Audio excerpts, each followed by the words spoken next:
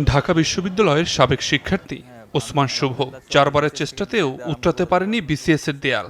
সবশেষ 47তম বিসিএস নিয়ে খানিকটা অভিযোগও তুললেন তিনি। 47 বিসিএস আর কিছুতে টেকালে হয়তো 15,000 টেকালে আমার মতো আরও অনেকে টিকতো বা আমরা টিকতাম। আমার হয়তো 4-5 নম্বরের ল্যাকিংস আছে, ওইগুলো যদি গ্যাপ পূরণ হয়তো বেশি নিলে আমাদের হয়তো এক্ষেত্রে অনেক ক্ষেত্রে দেখা যায় 2 জায়গায় টিকে। তারা হচ্ছে টেকনিক্যাল ক্যাডার ছেড়ে জেনারেল ক্যাডার আসে, যার কারণে টেকনিক্যাল ক্যাডার বা পদগুলো খালি থেকে যায়। ওসমান শুভর মতো এমন স্বপ্নভঙ্গের গল্প হাজারো চাকরি প্রার্থীর। অনেকের বিসিএস যাত্রা থেমে গেছে প্রথম ধাপেই, তাই প্রশ্ন উঠেছে নিয়োগ প্রক্রিয়া নিয়েও। ক্যাডার পোস্ট বাকি 30টা, নেয় মাত্র 5 জন 6 জন। ওদেরকে কোন প্রেক্ষাপটে নিচ্ছে না বা কেন নিচ্ছে না সেটা পিএসসিকে অবশ্যই এক প্রকাশ করতে হবে যে এই ল্যাকেন্স ছিল। 40 থেকে 47তম বিসিএস এর তথ্য বিশ্লেষণে দেখা যায় প্রিলিতে সাধারণত উত্তীর্ণ হতেন 15 থেকে 20,000 পরীক্ষার্থী, অথচ 47তম বিসিএস এ সেই সংখ্যা নেমে আসে 10,000-এ।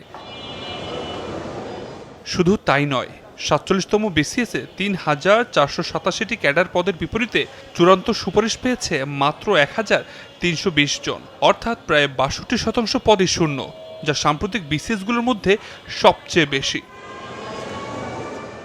2,000-এর বেশি পদ কেন পূরণ করা গেল না, এর উত্তরে পিএসসি চেয়ারম্যান জানায় টেকনিক্যাল ক্যাডারগুলোতে পর্যাপ্ত যোগ্য প্রার্থী পাওয়া যাচ্ছে না।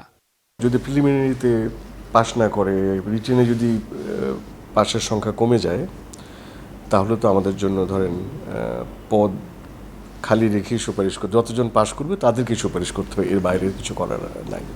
পিএসসির তথ্যমতে বাংলা প্রভাষকের 132টি পদের বিপরীতে আবেদন করেন 15,168 জন। প্রিলিতে উত্তীর্ণ হন মাত্র 176 জন, যা মোট আবেদনকারীর 1.16%। লিখিত পরীক্ষায় উত্তীর্ণ হন মাত্র 19 জন। শেষ পর্যন্ত সুপারিশ পান 10 জন। তার মানে হচ্ছে যে এই সংকট কাটাতে টেকনিক্যাল ক্যাডারে আলাদা নিয়োগ পরীক্ষার কথা ভাবছে পিএসসি।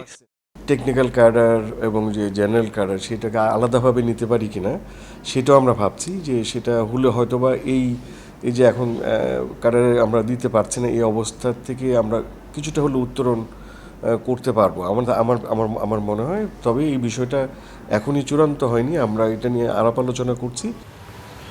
দেশের উন্নয়নের অন্যতম চালিকা শক্তি প্রযুক্তিগত দক্ষ জনবল, অথচ বিসিএস পরীক্ষায় টেকনিক্যাল ক্যাডারগুলো রয়ে যাচ্ছে অধিকাংশই ফাঁকা, যা দেশের জন্য অশনির সংকেত হিসেবে দেখছেন শিক্ষাবিদরা।